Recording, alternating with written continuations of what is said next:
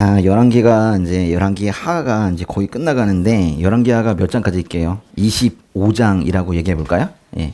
25장까지 있어요. 근데 오늘은 이제 22장 볼 차례인데 22장에는 요시야 이야기가 있거든요. 요시야? 요시야가 죽고 나면요. 여기 이제 이 나라가 망해요. 여기 한 20년밖에 안 돼요. 22년 정도. 근데 요시야가 죽고 나면 한 20여 년 지나서 결국 남유다가 망하는데 위에 보니까 바벨론이라는 것이 생겼네요. 그죠? 위에 이제 잘 안 보시겠지만 아시리아예요. 아시리아가 망하고 바벨론이 다시 생기는데 그 바벨론이 아주 옛날에도 바벨론이 있었거든요. 그래서 굳이 구분하자면 신바벨론인데 여기 이제 느부갓네살 왕이라는 사람이 쳐내려와서 유다가 멸망하거든요. 결국 이제 오늘 얘기하는 건 뭐냐면 남유다의 거의 마지막의 왕 이야기를 한번 해보겠다 그런 거예요. 마지막이라는 단어는 참 쓸쓸해요. 그렇죠? 뭐든지 마지막 쓸쓸하잖아. 그렇죠? 근데 마지막이 분명히 있다는 게 그게 성경의 가르침이에요. 이 그림 보시면은 요시야의 아버지가 누구예요? 잘 안 보이죠? 아몬 이렇게 돼 있잖아. 아몬 이렇게 돼. 요시야의 할아버지 누구예요? 므낫세. 그러니까 므낫세와 아몬 이 두 사람이 있는데요. 요시야의 할아버지 므낫세는 정말로 최악의 왕이에요. 남유다에서 가장 악한 왕 그렇게 얘기하고 있어요. 므낫세 시기의 어떤 영적 상황을 한마디로 표현하는 그런 성경 구절이 있어요. 열왕기하의 21장 구절인데요. 한번 읽어볼까요? 그러나 그들은 듣지 않았습니다. 그만. 여기가 중요한 거예요. 여기 첫 줄이. 그러나 그들은 듣지 않았대요. 아니 최소한 들어야지 뭐 듣고 나서 순종을 할까 말까도 하는데 아예 듣지도 않았대요. 하나님의 말씀을 듣지 않은 거. 이게 이제 딱 요때 영적 상황인 거예요. 지금 우리나라는 어떤가요? 잘 듣나? 예? 하나님의 말씀을 잘 듣고 있나요? 여기서 듣지 않았다는 거는 진짜 못 들을 수도 있지만은 들려도 못 들은 척, 이렇게 하는 거예요. 또는 분명히 들렸는데 불구하고 무시하고 조롱하고 그렇게 하는 거예요. 그러니까 결국엔 뭐 안 들은 거죠. 그러니까 결국 듣지 않았다는 거는 결국에는 순종하기를 포기했다는 거예요. 순종하기를 거부했다는 거죠. 들어야 순종하니까요. 그죠? 이게 이때 상황이었어요. 그러니까 요시야의 할아버지인 므낫세도 요시야의 아버지인 이 아몬도 하나님을 사랑하지 않은 거예요. 우리가 이제 하나님의 사랑은 잘 봤는데 하나님을 사랑합니다라고 말하는 거는 조금 이제 어색해하는 분들도 있어요. 사실은 저도 좀 그래요. 근데 그 고백이 참 귀하죠. 왜냐면 사랑하는 분이 있다면 그분이 말씀하시는 거 다 들어요. 그리고 이제 그분이 원하는 대로 하고 싶죠. 그걸 우리가 이제 순종이라고 그래요. 순종을 이렇게 기쁘게 하는 거예요. 에? 하나님께서 하나님을 사랑하니까 하나님께서 말씀하신 거를 그냥 하고 싶은 거야. 그게 순종이죠. 성경에서 가장 중요한 계명을 예수님께서 뭐라고 말씀하셨냐면 하나님 사랑이라고 말씀하셨어요. 맞죠? 그런데 므낫세나 그 요시야의 아버지인 아몬이나 뭐 이런 사람들은 하나님에 대한 사랑이 없었어요. 근데 이제 하나님의 사랑을 실천한 사람이 있습니다. 하나님 사랑을 실천한 사람 바로 요시야예요. 오늘 주인공인데요. 요시야. 근데 이게 이제 매우 특이한 거예요. 왜냐면 므낫세와 아몬까지 그 요시야의 앞에 반세기 동안 이때까지는 정말로 그 유다가 암울하고 어두운 그런 시기였거든요. 영적으로 이것만큼 지저분한 시기가 없었어요. 근데 갑자기 요시야가 나타나는 거예요. 어떻게 이럴 수 있죠? 하나님께 반역하고 삶은 타락하고 사회는 폭력적이고 그리고 우상 숭배는 팽배한 그런 시기가 바로 요 시기였는데 그 다음에 이 걸출한 인물이 요시야가 나타났단 말이에요. 이 분위기에서 이 어두운 분위기에서 태어나고 자랐던 요시야에게 하나님을 사랑하는 마음이 생겼어요. 또 하나님 말씀에 반응하는 사람이 되었어요. 이게 가능한 일이냐 이거예요. 아니 할아버지나 아버지가 하나님 제대로 안 믿는데 어떻게 자식이 제대로 믿을 수 있냐 지금 그런 질문 지금 하고 있는 거예요. 어떻게 이렇게 됐을까요?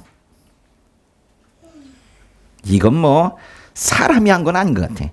이게 자연스럽게 그렇게 그 뭐 집안의 분위기가 하나님 믿으니까 나도 믿는다 이게 아닌 거야. 그죠? 전체가 주변이 다 어두운데 요시야라는 불빛만 지금 비춰나고 있는 거예요. 이거는 이건 100% 이건 하나님께서 하신 거예요. 하나님께서 요시야의 마음을 만지지 않으셨다면은 이 어두운 시기 바로 뒤에 요시야라는 이 하나님이 사랑하는 사람이 나올 수가 없는 거예요. 혹시라도 집안이 어두운 영적 분위기에 있다면, 근데 혼자 믿는다면 그거 자기가 한 거 아니에요. 그건 진짜 힘든 일이에요. 그렇죠? 하나님께서 하신 거예요. 그런 걸 뭐라고 하냐면 은혜라고 하는 게 은혜. 이게 은혜를 입은 사람들이 여기 많이 있죠. 그러면 이것이 정말로 하나님께서 하신 일이 맞는가? 제가 먼저 맞다고 말씀드렸는데 진짜 성경 말씀에 확실하다고 말해요. 이건 정말로 하나님께서 하신 것이다. 사실은 요시야라는 인물이 등장할 거라고 그거보다 300년 전에 요시야라는 인물이 등장할 거라고 예언이 있었어요. 한번 읽어볼게요. 열왕기상의 13장 2절인데요. 읽어보세요. 하나님의 사람이 여호와의 말씀으로 그 제단을 향해 소리쳤습니다. 오 제단아 제단아, 여호와께서 말씀하신다. 요시야라는 아들이 다윗의 집에 태어날 것이다. 그가 내 위에서 분양하는 산당의 제사 등들을 내 위에서 제물로 바칠 것이요 내 위에서 사람들의 뼈를 태울 것이다. 보세요. 이 말씀이 지금 열왕기 하가 아니라 열왕기 상이에요. 아주 옛날 얘기를 좀 하고 있는 건데 여로보암 르호보암, 솔로몬 다음에 여로보암 르호보암, 그래서 남유다 북이스라엘로 갈라질 때쯤 얘기예요.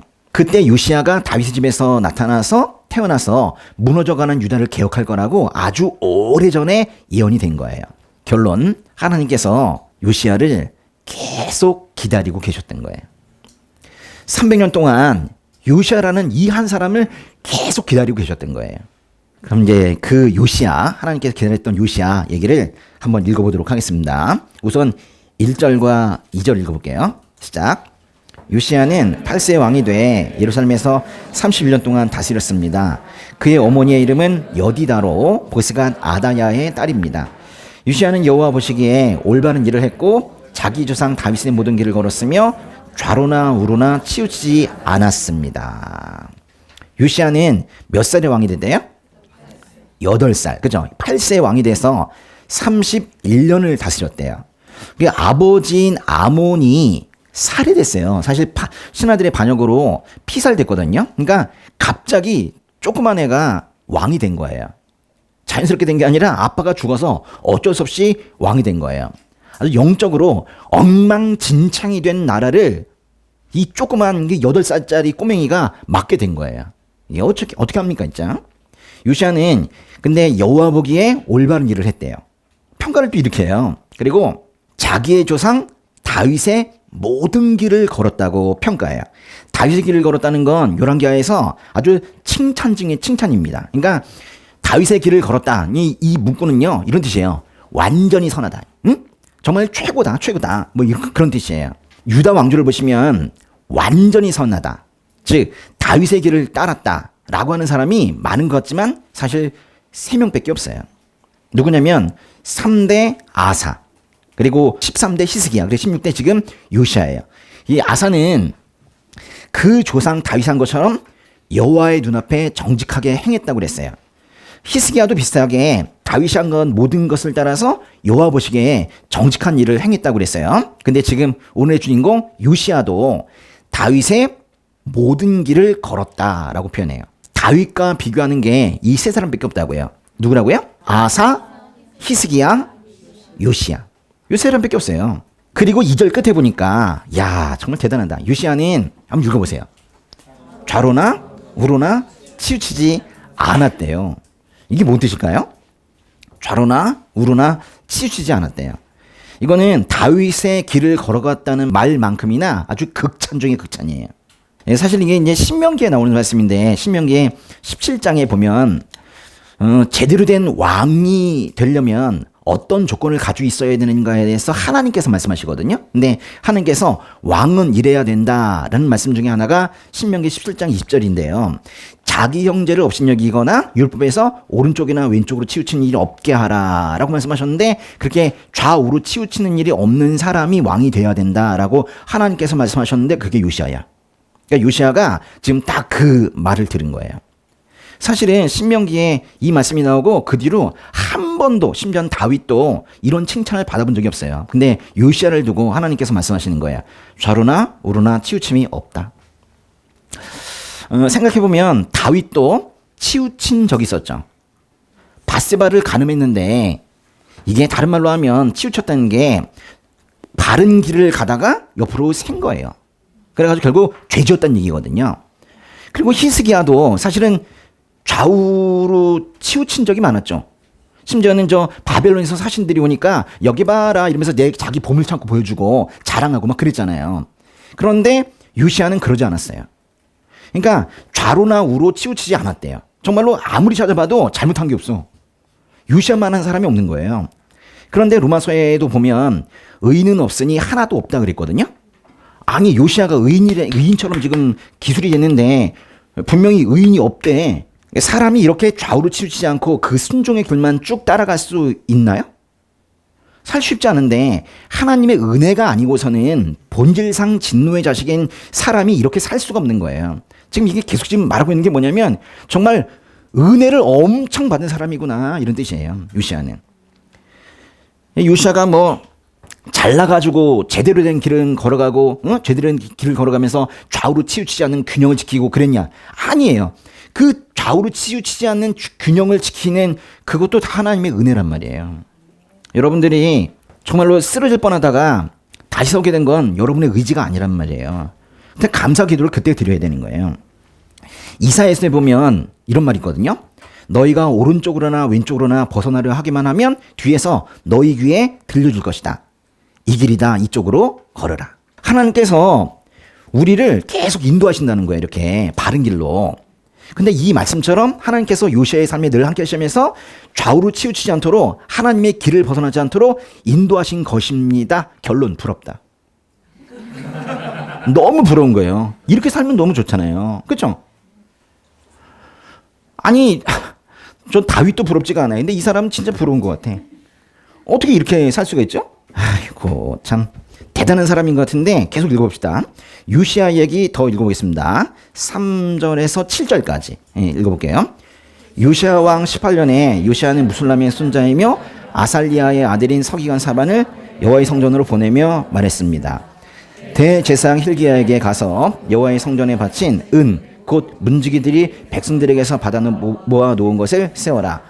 그것을 성전 일을 돌보는 감독관들의 손에 넘겨주고 그들이 여호와의 성전의 일꾼들에게 주게 해 성전에 부서진 것을 보수하도록 하여라.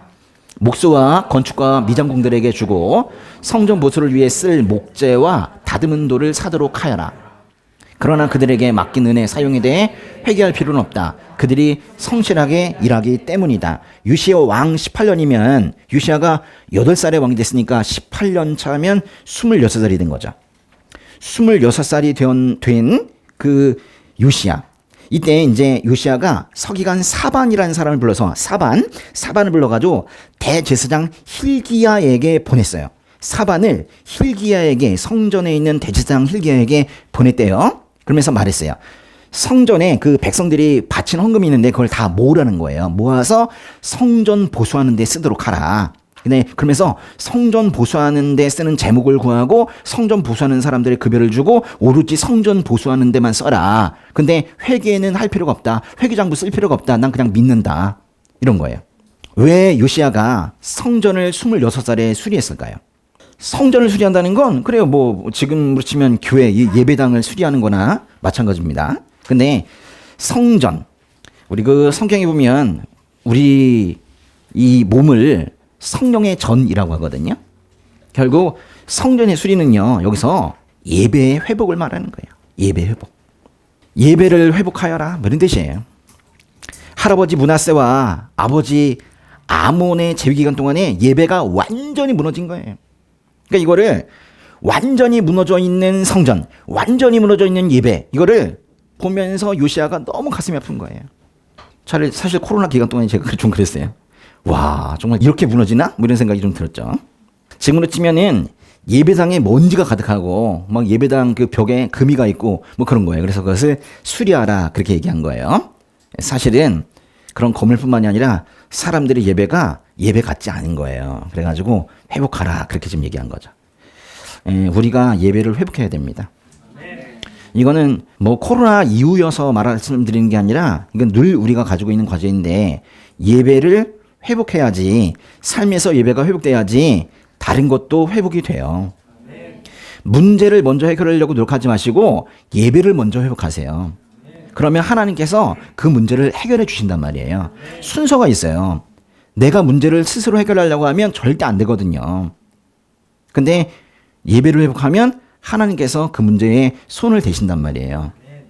우리가 생각하지 못하는 아주 놀라운 방법으로, 신비한 방법으로 그렇게 문제를 해결하신단 말이에요. 하나님 못 믿어요? 세상을 창조하신 분이 뭘 못하시겠어요? 그렇지 않습니까? 그러니까 우리가 매달려야 되는 게 어디인지를 확실히 알아야 된단 말이에요. 나한테 매달릴 것이냐, 하나님께 매달릴 것이냐 결정을 해야 되는 거예요.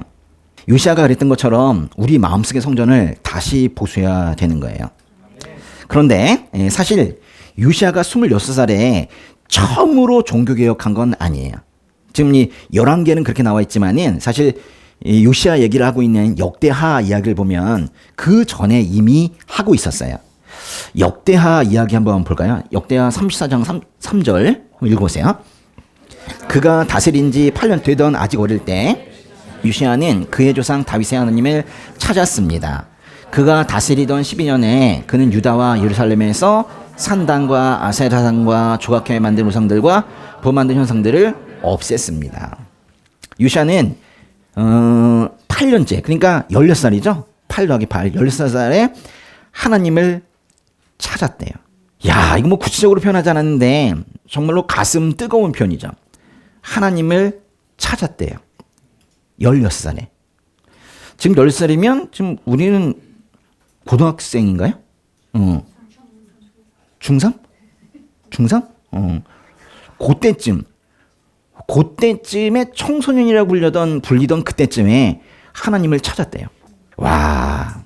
그리고 20살에는 드디어 뭔가를 하는 거예요. 뭐 산당과 아세라상과 뭐 이런 것들을, 우상들을 다 없앴대요. 이게 진짜 이제 종교 개혁을 한 거예요. 그리고 26살이 되어서 이때 성전을 수리한 거예요. 요시아가 갑자기 마음이 바뀐 게 아니란 말이에요. 어려서부터 하나님께서 요시아의 마음을 만지셔서 하나님을 더듬어서 찾게 하신 거예요. 그리고 먼저 우상을 없애고 그 다음에 예배를 회복한 거예요. 잘 보세요. 먼저 하나님을 찾았어요. 그리고 우상을 없앴어요.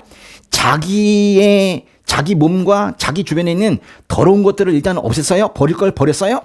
그리고 예배를 드린 거예요. 마침 우리의 신앙 여정 같아요. 그렇죠? 그런데 성전 수리를 위해서 서기관 사반을 대제사장 hil기야에게 보냈는데 여기에서 깜짝 놀랄 사건이 하나 생깁니다. 8절에서 10절까지인데요. 읽어볼게요. 대제사장 hil기야가 서기관 사반에게 말했습니다. 내가 여호와의 성전에서 율법책을 발견했습니다. 그가 사반에게 율법책을 주었고 사반을 그것을 읽었습니다.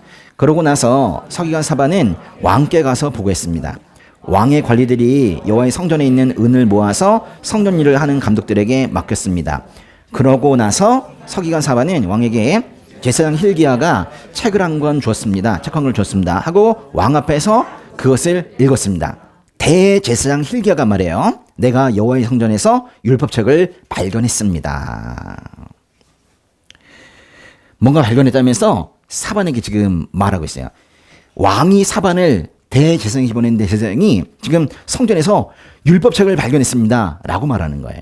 그 율법책을 서기관 사반에게 주고 사반은 또 요시아 왕 앞에서 그 율법책을 읽었대요. 이 두루마리, 조금 전에 그 율법책은 분명히 신명기였을 거예요. 근데 뭐 율법책이 어떻게 신명기인 걸 확실하게 아느냐. 그러게요. 신명기에서 이 율법책, 신명기서가 신명기서를 말할 때 이 책이라고 할 때 세페르 토라라는 말을 쓰는데 딱 그 표현을 여기 쓰고 있어요. 그래서 이것이 신명기이거나 좀 넓게 잡아도 모세오경 정도가 될 거예요. 근데 이거를 찾은 거예요. 근데 만약에 이 책이 신명기가 맞다면 왕 앞에서 서기관 사반이 그걸 읽어줬는데 한 1시간 정도 걸렸을 거예요. 그렇죠? 근데 왕도 대단하네. 그걸 또 계속 듣고 있는 거예요. 그런데 그 율법책을 어디에서 발견했다고요? 성전에서.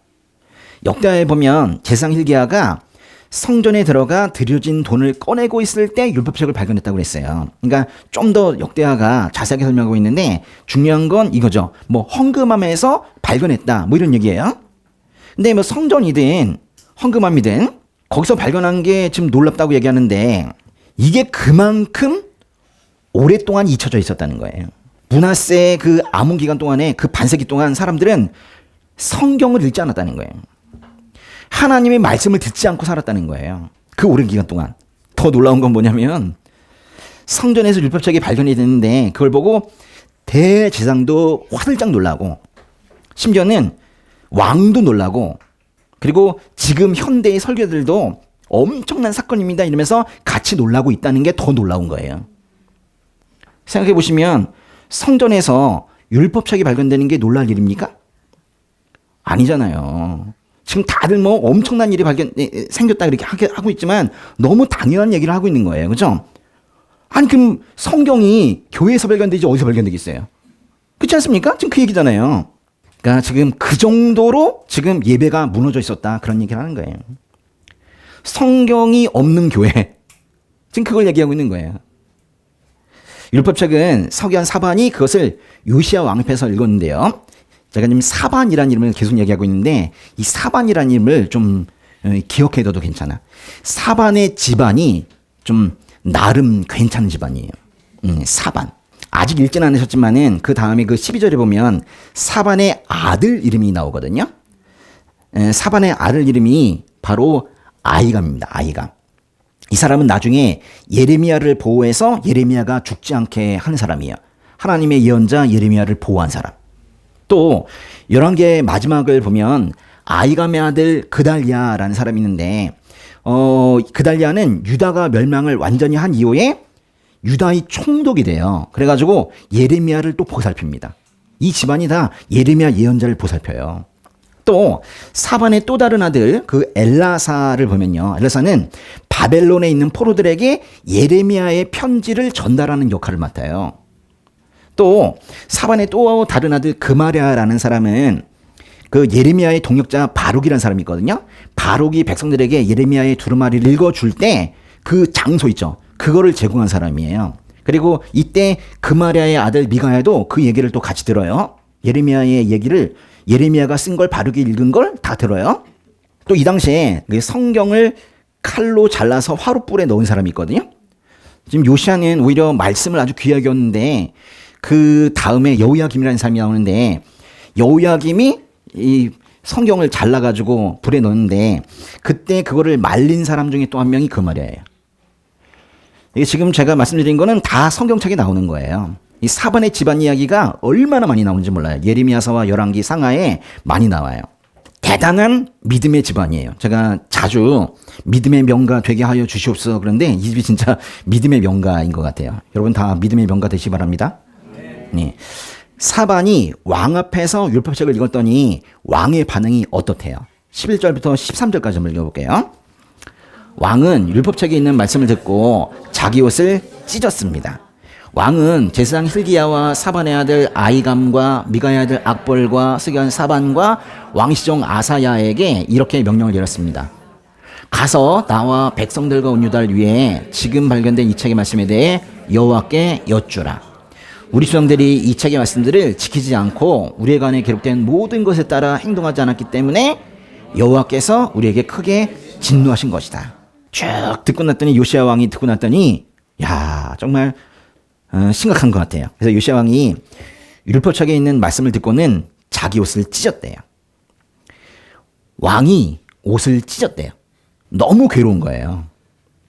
옷을 찢을 정도로 너무 괴로운 거예요. 이건요 왜 찢었을까? 다시 사야 되는데 요시야가 하나님의 말씀에 반응한 거예요. 이건 일상적인 게 아닌 것 같아요. 뭔가 마음에 큰 동요가 온 거예요. 하나님의 말씀을 지금도 듣고 계신데 지금 요시야는 이 말씀 앞에서 지금 마음에 큰 소용돌이가 치고 있는 거예요. 요시야의 마음속으로 말씀이 뚫고 들어간 거예요. 하나님의 말씀은 살아있고 힘이 있으며 혼과 영과 관절과 골수를 찔러 쪼개기까지 한다고 했습니다. 근데 이것이 딱 요시야에게 이 말씀이 이루어진 거예요. 요시아의 마음으로 말씀이 들어간 거예요. 이렇게 이제 말씀이 마음 안으로 들어가잖아요. 말씀이 여러분 마음 안으로 들어가잖아요. 그럼 이제 말씀이 여러분에게 말을 해요. 그러면 이제 삶의 모든 길목에서 말씀이 말씀하는 걸 들어요. 그래가지고 이리 가라 저리 가라 계속 말씀하신다고. 그래가지고 사람이 제대로 살게 되는 거예요. 근데 이렇게 말씀이 그 사람의 마음을 뚫고 들어가려면 사실 그 마음이 딱딱해져 있으면 안 되거든요. 마음이 부드러워져 있어야지 말씀이 마음을 뚫고 들어갈 수 있어요. 쫙쫙 빨아들이는 거 있죠. 스펀지처럼. 그렇게 되려면 마음이 이게 말랑말랑해야 돼요. 많은 사람들이 그 마음 속으로 말씀이 들어가지 못하는데요. 이게 왜냐면 여기가 딱딱하기 때문에 그래요. 이 딱딱한 걸 뭐라고 하냐면 고집이라고 그래요. 고집. 그러니까 고집과 회개하지 않는 마음. 그 로마서에 그런 말씀 있잖아요. 고집과 회개하지 않는 마음. 이것이 우리가 말씀에 반응하는 걸 막는 거예요. 제가 장담하건대 말씀에 반응하면 반드시 바뀝니다. 그리고 사람은 바뀌는 게 아니라 다 달라져요. 그 사람이 하고 있던 일들도 분명히 달라집니다. 요시아는요, 하나님의 말씀 앞에서 주저앉았어요. 그리고 제일 먼저 죄를 깨달았습니다. 진정한 회개가 시작이 된 거예요. 이거는요, 그냥 내가 회개해야지! 라고 의지를 발동했다고 되는 게 아니라, 말씀이 나를 건드리니까, 말씀이 마음을 뚫고 들어가니까, 그때 드디어 진정한 회개가 된 거거든요. 그리고 이제 유다라는 자기 나라도 이제 하나님의 심판을 받아가지고 멸망하게 될 거라는 것도 깨닫게 돼요. 얼마나 슬퍼요. 그래서 급하게 사람들 부릅니다. 제사장 hil기야와 사반의 아들 아이감과 미가의 아들 악벌과 서기관 사반과 왕의 시종 아사야, 아주 많이도 불렀는데요. 이 사람들은 당시에 유다에서 존경받는 사람들이에요. 이 사람들을 다 모은 거예요. 그러니까 말하자면 지금 요시아가 지금 공동 대표단을 만든 거예요. 아주 유다에서 괜찮은 사람들을 모은 거죠. 그리고 어디로 가라는 거예요. 보세요. 요시아는 분명히 하나님의 말씀을 들었어요. 그러니까 옛날에는 성경을 읽는 게 아니라 듣는 거였는데요. 하나님의 말씀을 들었는데 이거구나, 이런 뜻이구나 라고 단정 짓지 않았어요. 어느 정도는 알겠지만 그렇잖아요. 여러분 혼자 성경을 읽어도 어느 정도는 알잖아요. 그런데 이거를 확인받고 싶은 거예요. 그래서 그 정확한 의도를 해석해 줄 영적 지도자를 찾아가라는 거예요. 이 공동대표단을 그 영적 지도자에게 보내는 거예요. 여호와께 여쭈라. 이 말은요, 하나님의 음성을 전달할 예언자를 찾으라는 그런 얘기예요. 그래서 이 공인 대표단이 어떤 예언자를 찾아갑니다. 한번 읽어보세요. 4절부터 17절까지인데요. 제사장 hil기야와 아이감과 악벌과 사반과 아사야가 살룸의 아내인 예언자 훌다에게 가서 말했습니다. 살룸은 하라스의 손자이며 디과의 아들로 궁중 예복을 관리하고 있었습니다. 훌다는 예루살렘의 두 번째 구역에 살고 있었습니다. 훌다가 그들에게 말했습니다. 이스라엘 하나님 여호와께서 이렇게 말씀하시니 당신들을 내게 보낸 그 사람에 가서 말하시오. 여호와가 말한다. 보라, 내가 유다 왕이 읽은 그 책의 모든 말대로 이곳과 여기에 사는 사람들에게 재앙을 내리려 한다. 그들이 나를 버리고 다른 신들에게 분향하며 그들 손으로 만든 모든 우상들로 내 진노를 자아냈으니 내 진노가 이곳을 향해 타올라 꺼지지 않을 것이다. 왕이 임명한 대표단이 여자 예언자 훌다에게 갔어요. 훌다. 성경에 여자 예언자가 그렇게 많이 나오진 않아요. 미리암, 드보라 등의 그 몇몇 안 되는데 그 중에 이제 한 명이 이제 이 훌다라는 예언자예요. 요시아 당시에는요, 사실은 스바냐, 예레미야 이런 걸출한 유명한 그런 예언자들이 있었어요.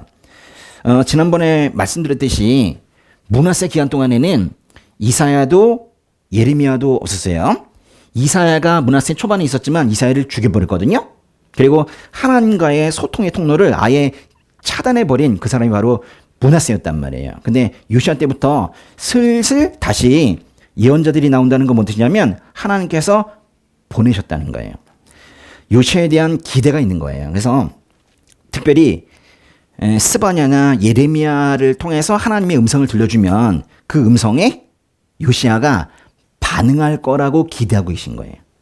그러니까 하나님께서는요, 뭐 단정 짓기는 좀 어렵지만 몇 번 이렇게 하나님의 말씀을 줬는데 미동도 안 해. 그런 사람에게 계속 보내기는 좀 쉽지 않겠죠. 근데 쭉쭉 받아들이는 사람이 있어요. 응?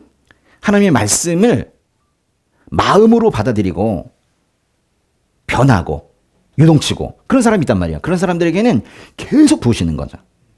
그런 사람들의 특징은 그거예요. 뭔가 이렇게 고민해요. 하나님의 말씀이 많이 들어오니까 고민이 많이 되는데 고민이 되면 그 주에 꼭 그걸 해결해 주시거든요. 아마 그런 경우는 계속 하고 계실 거예요. 훌다는 또 예루살렘의 두 번째 구역에 살고 있대요. 두 번째 구역이 뭔지는 확실하지 않아요. 그렇지만 뭔가 외곽인 것 같아요. 중심이 아닌 건 확실합니다. 당시에 스바냐나 예레미야와 같은 그런 유명한 그런 예언자가 있음에도 불구하고 지금 요시야 왕이 그 공동 대표단을 지금 훌다에게 보냈어요. 두 번째 구역에 살고 있는 여자 예언자에게 보냈다는 거예요. 그러니까 요시야는 이런 생각한 것 같아요. 하나님의 말씀만 제대로 들을 수 있다면 그 사람이, 그 예언자가 어디에 살고 있는지도 중요하지 않다. 지역이 무슨 상관이냐. 그리고 성별도 중요하지 않다.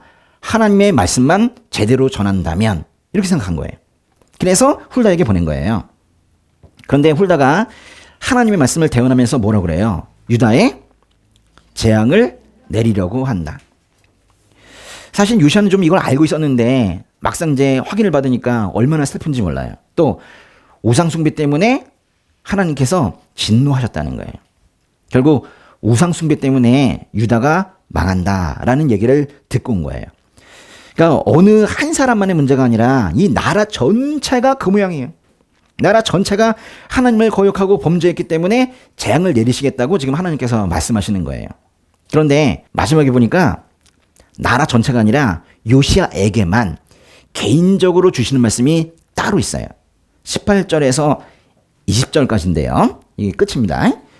여호와께 묻기 위해 당신들을 보낸 유다 왕에게 이렇게 말하시오. 이스라엘의 하나님 여호와가 내가 들은 그 말에 관해 말한다. 이곳과 여기에 사는 사람들이 저주를 받고 폐허가 될 거라고 내가 말한 것을 듣고 내 마음이 순해지고 내가 여호와 앞에 겸손해졌으며 또 내가 내 옷을 찢고 내 앞에서 통곡했기에 나도 내 소리를 들었다. 여호와가 말한다. 그러므로 내가 반드시 너를 내 조상들에게 가게 할 것이고 내가 평화롭게 묻힐 것이다. 또 내가 이곳에 내리는 그 모든 재앙을 내가 눈으로 보지 않게 될 것이다. 그러자 그들은 왕에게 훌다의 대답을 전했습니다. 라고 하면서 22장이 끝난 거예요. 하나님께서 이렇게 말씀하세요. 이곳과 여기에 사는 사람들이 저주를 받고 폐허가 될 거라고 내가 말한 것을 듣고 내 마음이 순해지고 내가 여호와 앞에 겸손해졌으며 또 내가 내 옷을 찢고 내 앞에서 통곡하기에 나도 내 소리를 들었다. 엄청 기네요. 다 보고 계신 거예요.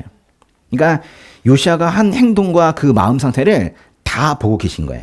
근데 여기에 보니까 내 마음이 순해지고 란 말이죠. 너무너무 중요한 말인데 내 마음이 순해지고, 이 다른 번역에서는 이 순해졌다는 말을 마음이 연해졌다 그래요. 연해졌다. 예, 그렇게 표현해요. 순해지다, 연해지다 뭐 이런 거를 히브리어로 라카크라고 그래요. 라카크. 라.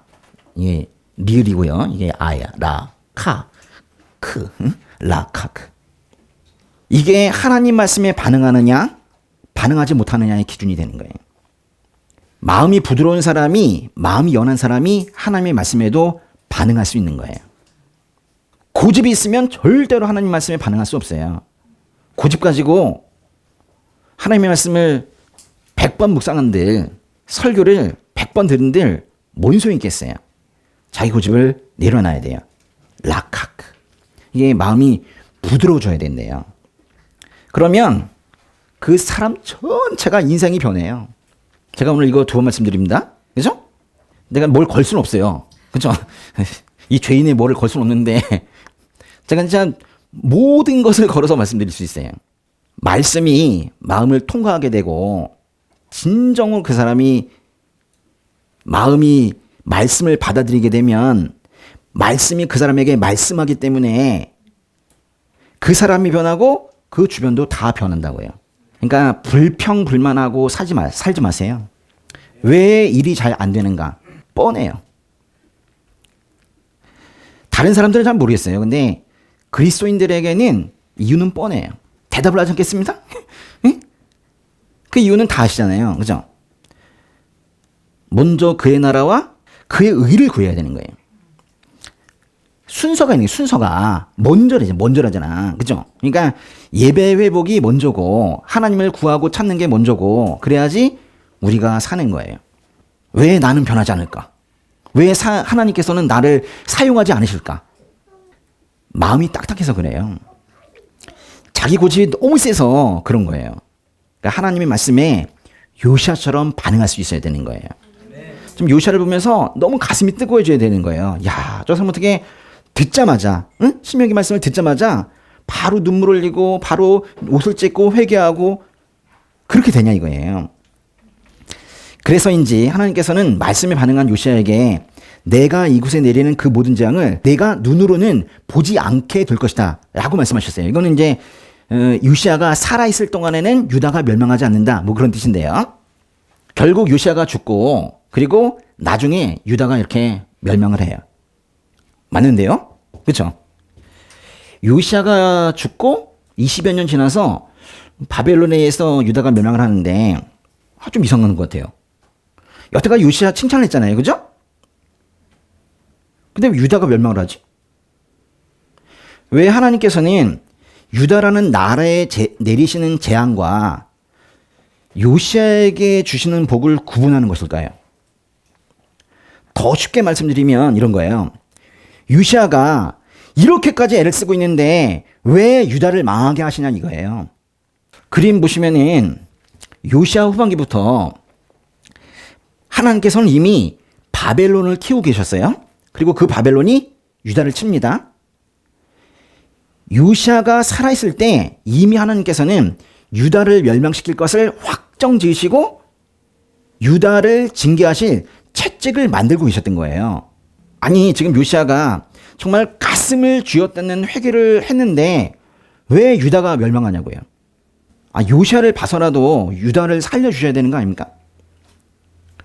당시에 요시아와 백성들의 많은 사람들이 진짜 회개했어요. 그리고 하나님께 돌아왔거든요. 그러면 하나님께서도 마음을 돌리셔서 유다에 내리실 재앙을 거두시는 것이 옳지 않습니까? 지금 제가 진지한 질문하는 거예요. 요시아가 이렇게 애를 쓰고 요시아를 따라가는 백성들도 다들 회개를 하고 그랬는데 왜 유다가 멸망하냐고요. 회개의 결과가 멸망이라면 너무 쓸쓸하잖아요. 하나님 왜 이러시는 걸까요? 한 주 동안 이 질문에 대해서 곰곰이 생각해 보시고 진정한 뜻이 무엇인지 묵상해 보시기 바랍니다. 이거는 우리 인생에 있어서 너무너무 중요한 얘기예요. 여러분이 회심하고 믿지 않던 사람이 회심하고 그 집안에서 처음 믿었는데 왜 집안 꼴이 이렇게 되는지 이상하지 않습니까? 진짜 믿는 사람이 한 명 있는데 왜 그 지역과 나라가 결국 벌을 받거나 또는 멸망을 하는지 이상하지 않습니까? 그래요, 안 그래요? 저는 이걸 보면서 너무 답답해요. 네? 요시야 최고예요, 최고. 다윗도 히스기야도 이런 칭찬을 받아본 적이 없어요. 물론 조금 아쉬운 면이 있다면 너무 늦게 나타났어. 그죠? 이미 하나님께서 멸망을 마음 먹으신 상태에서 요시야가 나타난 건 맞긴 해요. 근데 하나님께서는 계속 그렇게 말씀하시거든요. 마지막이라도 회개하면 살려주겠다. 근데 안 살려줬잖아요. 이제 일주일 동안 한번 생각해 보세요. 아시는 분들이랑 또 얘기도 해보시고 왜 그러시는지, 우리 하나님 왜 이러시는지 한번 생각해 보시라고. 하나님 아버지, 우리 이 나약하고 연약한 우리 형제 자매들이 이렇게 모여 주님께 예배드리고 있습니다. 도와주시옵소서. 아멘. 문제에 지는 것이 아니라 문제 위에 우뚝 설 수 있도록 아버지께서 인도하여 주시옵소서. 아멘. 하나님의 말씀에 따라 먼저 우리 삶에 예배가 회복되기 원합니다. 삶의 우선순위를 제대로 정할 수 있게 되기 원합니다. 우리가 온전히 하나님의 사람이 되어 진정으로 회개하고 참다운 예배를 드리며 나아갈 때 우리를 괴롭히고 있는 더러운 것들 또 많은 문제들을 주님께서 놀라운 방식으로 해결해 주실 것을 믿습니다. 아멘. 말씀 속에서 평안과 안식과 위로를 경험하는 우리 형제 자매들 되게 하여 주시옵소서. 아멘. 이제는 우리 주 예수 그리스도의 은혜와 하나님의 크신 사랑과 성령의 교통하시고 위로하심이 하나님의 말씀에 반응할 수 있도록 성령 하나님께서 도와주실 것을 믿는 형제자매들 머리 위에 그리고 온라인으로 함께 계시는 모든 예수 믿는 자들 머리 위에 이제부터 영원까지 함께 하시기를 축원하옵나이다.